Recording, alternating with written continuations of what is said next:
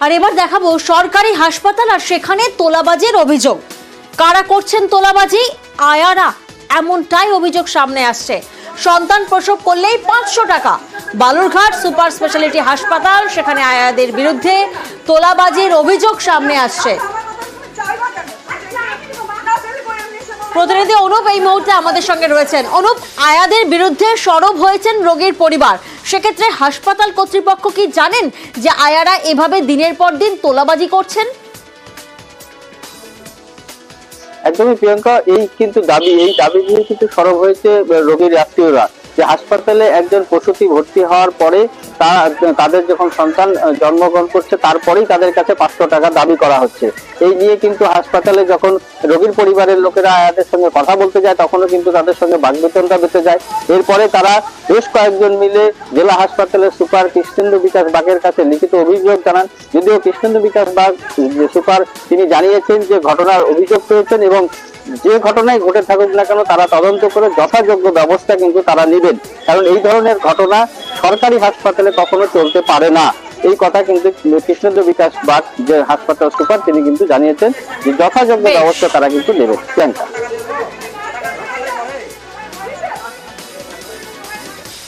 আর নজর রাখবো এবার পুরুলিয়ার কাশীপুরের দিকে। সেখানে আজ দফায় দফায় বিক্ষোভ হয়, কারণ ডাম্পারের ধাক্কায় মৃত্যু। দুর্ঘটনার পরেই ডাম্পারে আগুন ধরিয়ে দেন স্থানীয়রা।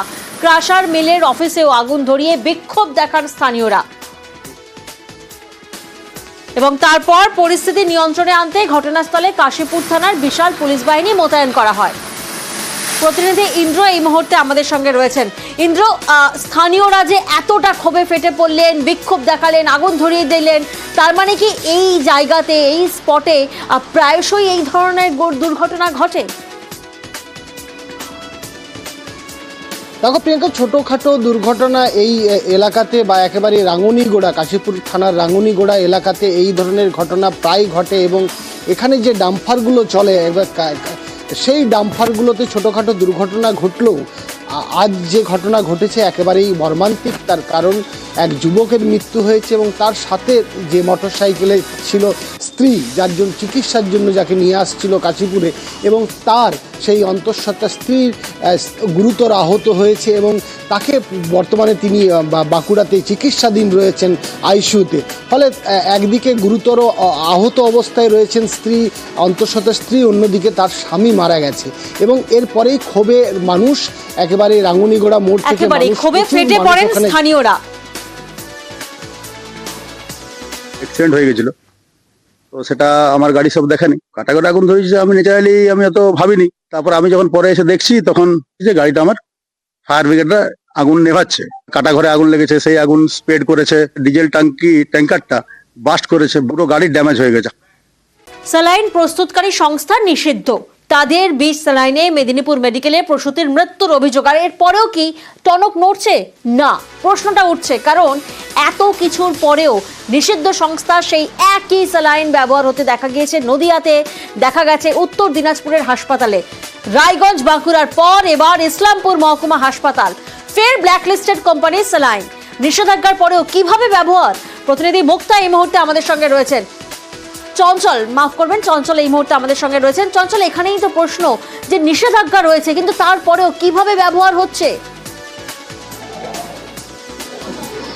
দেখো, এই বিষয় নিয়ে কিন্তু স্থানীয় যারা বাসিন্দা বা রোগী ও রোগী পরিজনেরা কিন্তু হাসপাতাল কর্তৃপক্ষের বিরুদ্ধে কিন্তু গাফিলতির অভিযোগ করেছে। তবে তোমাকে জানিয়ে রাখি যে স্যালাইন ব্ল্যাক লিস্ট করা হয়েছে রাজ্য সরকারের তরফ থেকে এবং কি নিষেধাজ্ঞা জারি করা হয়েছে। সেই কোম্পানিরই কিন্তু আরো দুটি যে স্যালাইন রয়েছে, যে স্যালাইনগুলো কিন্তু ইসলামপুর মহকুমা হাসপাতালে ব্যবহার করা হচ্ছে এবং রোগীদেরকে দেওয়া হচ্ছে।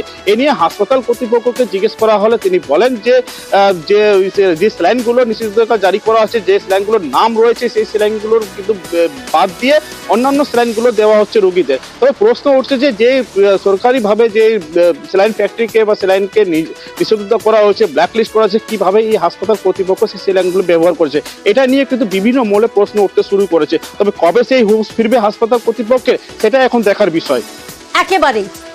আর অন্যদিকে একই ছবি তেহট্ট চাপড়ায়, সেখানে স্যালাইন আতঙ্ক। নিষিদ্ধ ঘোষণার পরেও পশ্চিমবঙ্গ ফার্মাসিউটিক্যালের স্যালাইন দেওয়া হচ্ছে তেহট্ট মহকুমা হাসপাতালের রোগীদের।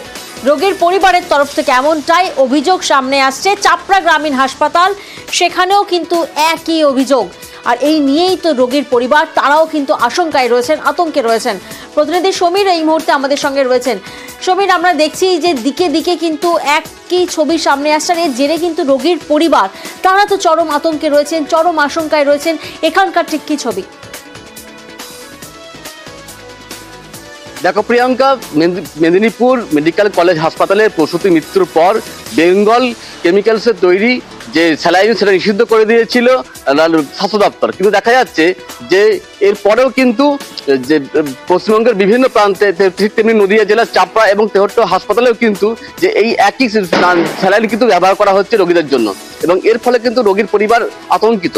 তার কারণ যে স্যালাইন নিষিদ্ধ করেছে স্বাস্থ্য দপ্তর, ঠিক সেই স্যালাইনই ব্যবহার করা হচ্ছে। তাদের দাবি যে চিকিৎসক এবং নার্সরা কিন্তু এই স্যালাইন দিয়েছে, এবং এর ফলে রোগীর যদি শরীরে শারীরিক সমস্যা দেখা দেয় বা অবস্থার অবনতি হয়, সেক্ষেত্রে কিন্তু চাপড়া হাসপাতাল বা তেহট্ট হাসপাতালের কর্তৃপক্ষ তারা কিন্তু দায়ী থাকবে।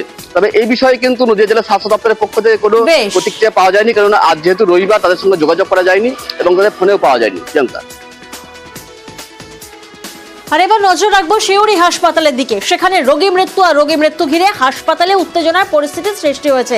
যে ছবি এই মুহূর্তে আপনারা দেখছেন, শিউরি হাসপাতাল, সেখানে রোগী মৃত্যু, চিকিৎসায় গাফিলতির অভিযোগ পরিবারের। আর এই ঘটনায় এক মহিলা পুলিশ, তিনি আহত হয়েছেন।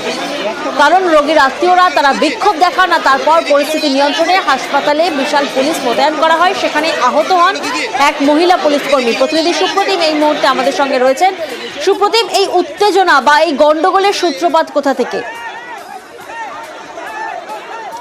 দেখো, যে উত্তেজনা, যে গন্ডগোলের সূত্রপাত, সেটা হচ্ছে একজন মহিলা রোগিনী, তাকে যখন নিয়ে আসা হয় এবং সেখানে নিয়ে এসে তখন যাকে হাসপাতালে ভর্তি করা হয় এবং সেখানে অস্ত্রোপচারের জন্য তাকে সেখানে ভর্তি করে এবং তার লাইগেশন অপারেশন হয়। কিন্তু তারপরে কিন্তু আজকে সকাল থেকে তার শারীরিক অবস্থার অবনতি এবং সে মারা যায় সিউড়ি সুপার স্পেশালিটি হাসপাতালে। এবং তারপরেই কিন্তু রোগীর বাড়ির আত্মীয়রা এবং গ্রামবাসীরা কিন্তু হাসপাতালে বিক্ষোভ দেখাতে থাকে এবং তারা কিন্তু চড়াও হয় হাসপাতালে। এবং সেই সময় হাসপাতালে একজন নিরাপত্তারক্ষী যখন হাসপাতালে মেইন গেট থেকে তাদেরকে সরিয়ে যেতে বলে, সেই সময় কিন্তু গন্ডগোলের সূত্রপাত হয় এবং তাদেরকে কিন্তু রীতিমতো মারধর করা হয় এবং হাসপাতালের গেটে তারা ঢুকতে চায়। সেই সময়ে একজন মহিলা পুলিশকর্মী তিনি আহত হন এবং তারপরে কিন্তু হাসপাতাল কর্তৃপক্ষের সঙ্গে যারা রোগীর বাড়ির আত্মীয়, তাদের একটা বৈঠক হয় এবং শেষে সেই হয় গোটা ঘটনার ময়না তদন্ত করা হবে, তার ভিডিওগ্রাফি করা হবে, যে যে ওষুধ ছিল সেগুলোকে রাখা হবে তদন্তের জন্য। তবে কিনা আজকে যে ঘটনা হয়েছিল তা কিন্তু হাসপাতালে যথেষ্টই উত্তেজনা ছড়িয়েছিল। সকালে আমাকে ফোন করেছিল যে ভাই 10টার সময় ছুটি হয়ে যাবে, আজকে দেখছি দিদি আর নেই। এটা কি করে হয়? ভুল ট্রিটমেন্টের জন্য মারা গিয়েছে, একটা ভুল ট্যাবলেট দিয়েছিল সেই জন্য মারা গিয়েছে। আমাদের ডাক্তারকে চাই, কেন এরকম করলো, কিসের জন্য? আমরা ডাক্তারের সাথে কথা বলবো। আমার দিদির কাছে যে স্যালাইন বা ট্রিটমেন্ট, যে ট্রিটমেন্ট গুলো দেওয়া ছিল না, ওইগুলো চাই। ওগুলো কোথায়? ওগুলো তো কিছুই নাই। আমরা তো যে গেলাম সব ওগুলো হাবি, সমস্ত কিছু লুকিয়ে দিয়ে, কেন লুকিয়ে দিয়েছে? কি করেছে? কি মেডিসিন দিয়েছে? কি প্রুফ দিয়েছে? কি স্যালাইন দিয়েছে? ওগুলো সব দেখতে চাই।